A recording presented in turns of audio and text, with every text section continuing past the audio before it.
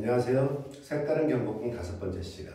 자, 오늘의 주제는 명나라는 북경으로, 조선은 한양으로, 즉 수도 이전에 관한 이야기를 하려고 합니다. 제가 경복궁 이야기를 하면서 자꾸 중국과 관련된 다른 나라 이야기를 조금씩 이야기하는데요. 그 이유는 과거에 동아시아 전체가 중국을 중심으로 하나의 국제 외교적인 시스템 안에 들어와 있었기 때문입니다. 그것의 대표적인 것을 사대와 사소라고 합니다. 우리가 중국에 조공을 보내고 사대했다는 걸 가지고 상당히 부정적인 관점에서만 바라보는데 조금 다르게 바라본다면 사대와 사소는 일종의 외교적인 시스템입니다. 즉, 큰 나라가 작은 나라를 대하는 방식이 있고 작은 나라가 큰 나라를 대하는 방식이 있습니다. 그래서 맹자는 큰 나라는 작은 나라에 사소하고 작은 나라는 큰 나라에 사대한다고 했어요. 그래서 우리는 우리보다 큰 나라인 중국에 사대했고 우리보다 작은 나라인 당시의 일본이나 그 다음에 지금의 오키나와라고 하는 이제 유구구, 그 다음에 여진 같은 이들에 대해서 우리가 그들을 사소했거든요. 즉 형처럼 대하고 동생처럼 대했다는 뜻이죠. 특히 조공이라고 하는 것도 우리는 조공을 보냈다라고 하지만 중국은 큰 나라이기 때문에 조공을 받게 되면은 그에 상응하는 보답을 해줘야 됩니다. 그것을 회사라고 합니다. 그래서 조공과 회사의 관계가 있습니다. 그런데 큰 나라가 작은 나라보다 많은 걸 받았어요. 그럼 큰 나라 어떻게 돌려야 되죠? 훨씬 더 많은 걸 돌려줘야 됩니다. 즉, 한 10개씩 받으면은 한 100개씩 보상을 해줘야 되는 거죠. 근데 중국은 주변에 이런 나라가 굉장히 많습니다. 그러니까 들어오는 건 굉장히 적은데 나가는 게 굉장히 많죠. 경제적으로 굉장히 마이너스가 될 수밖에 없어요. 그래서 중국은 뭐라고 얘기하면 우리에게도 야, 너네 3년에 한 번씩만 찾아와라. 그러나 우리 뭡니까? 조공과 회사를 통해서 얻는 이득도 있고 무역관계도 형성이 되고 또 상당히 많은 문화 혹은 학문적 자료를 얻을 수도 있는 거죠. 그래서 아닙니다. 우리는 1년에 3번씩 가겠습니다. 이렇게 얘기를 하는 거죠. 마찬가지죠. 우리도 작은 나라였던 일본이나 유구국 이런 나라들이 찾아오면 또 그에 상응하는 어떤 대접을 해줘야 되는 겁니다. 자, 그래서 사대와 사소라는 문제를 당대 외교적 관계라 보신다면은 조금 다른 관점에서 이해가 될 수 있습니다. 지금도 마찬가지죠. 지금도 우리가 우리 자체의 문제를 우리 스스로 해결하지 못하잖아요. 남북한의 문제를 해결하는 데 있어서도 중국을 봐야 되고 러시아를 봐야 되고 일본을 봐야 되고 특히 뭡니까? 미국의 눈치를 봐야 되는 거죠. 최근에 미국이 대통령 선거를 앞두고 있는데 전 세계에서 우리나라처럼 미국 대통령 선거에 엄청나게 신경 쓴 나라는 없을 거예요.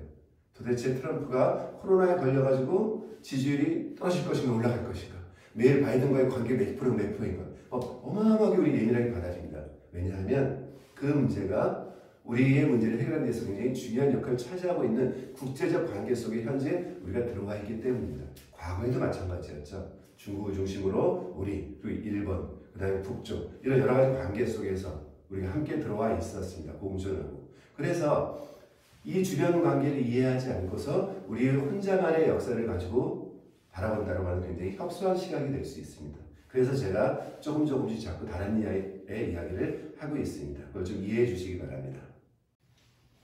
자, 1957년 중국 난징적에서, 그러니까 양쯔강역의 지금의 남경이죠. 남경 그 부근에서 길이가 11m나 되는 키막대, 그 배 부속품이 발견이 됩니다.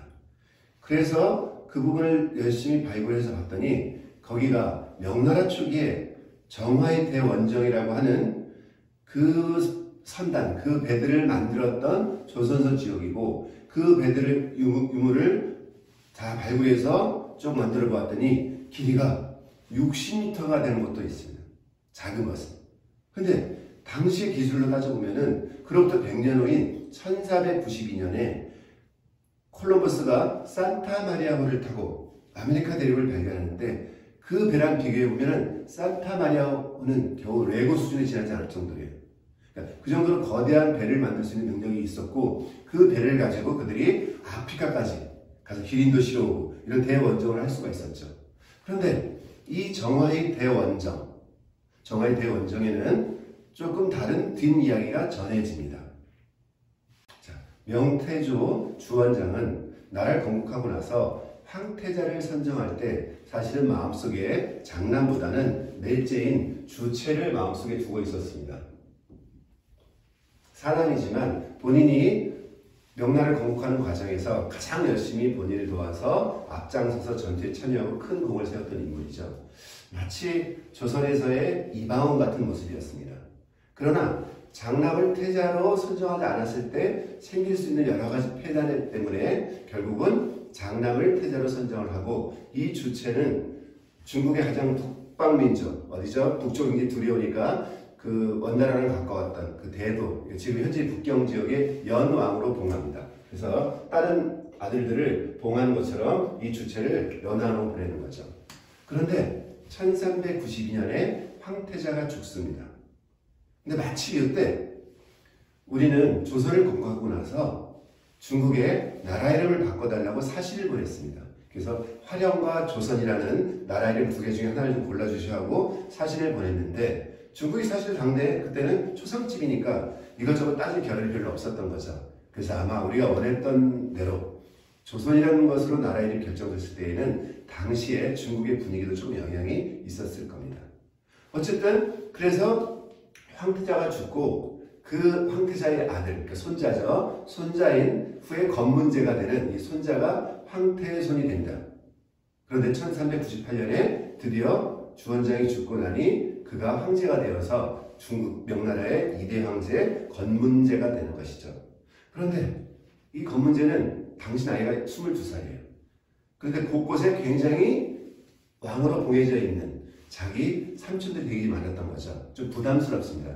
그래서 그 삼촌들을 하나하나 불러다가 제거해 나가는 거죠.